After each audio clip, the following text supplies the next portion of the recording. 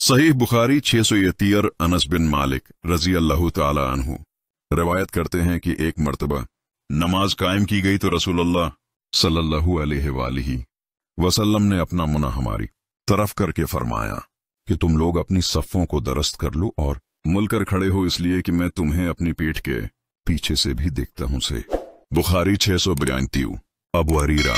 रजी अल्लाह ताला अन्हु कहते हैं कि नबी सल्लल्लाहु अलैहि वसल्लम ने फरमाया है कि शहदा ये लोग हैं जो डूब कर मरे, और जो पेट के मरज में मरे, और जो तावन में मरे, और जो दब कर मरे। और आपने फरमाया कि अगर लोग जान लें कि इब्तिदा वक्त नमाज पढ़ने में क्या फजीलत है तो बेशक उसकी तरफ सबकत करें, और अगर वो जान लें कि इशा और सुबह की नमाज बाजमात में क्या सवाबिन है तो यकीनन उनमें आकर शरीक हूं, अगरचे घुटनों के बल चलना पड़े। और अगर वो जान लें कि पहली सफ में क्या फजीलत है तो बलाशबा इसके लिए कुरान अंदाजी करें। सही बुखारी 633 अबू हरीरा रजी अल्लाह ताला अन्हु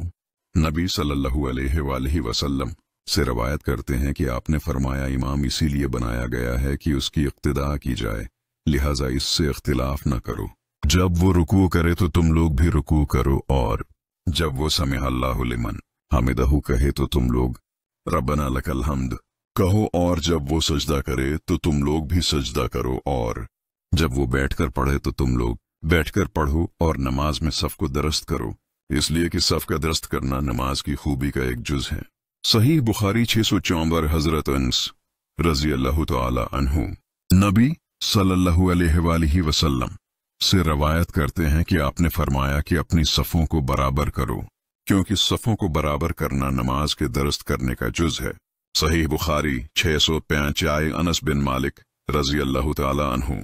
रवायत करते हैं कि जब वो मदीना में आए तो उनसे कहा गया कि आपने हम में कौन सी बात उसके खिलाफ पाई जो आपने रसूलुल्लाह सल्लल्लाहु अलैहि वसल्लम के जमाना में देखी थी। तो उन्होंने कहा कि मैंने बजज उसके कोई चीज खिलाफ नहीं पाई कि तुम सफ़ें दरस्त नहीं करते हो। और अकबा बन आबिद ने बशीर बन यसार से इसको यूं रवायत किया कि हम लोगों के पास जब हजरत इंस रज़ी अल्लाह ताला अन्हु मदीना आए। अल-सहीह बुखारी 696 अम्र इब्न खालिद ज़हीर हमीद हजरत इंस नबी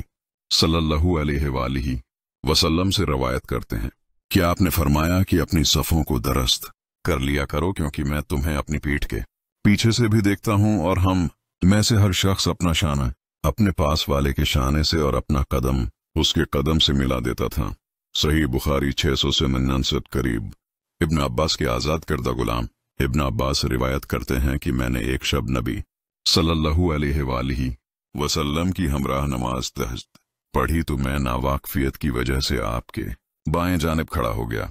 रसूलुल्लाह सल्लल्लाहु अलैहि वसल्लम ने मेरा सर मेरे पीछे से पकड़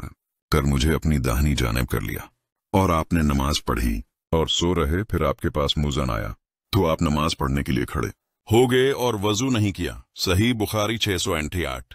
अनस बिन मालिक रजी अल्लाह ताला अन्हु रिवायत करते हैं कि मैंने और एक बच्चे ने अपने घर में रसूल अल्लाह सल्लल्लाहु अलैहि वसल्लम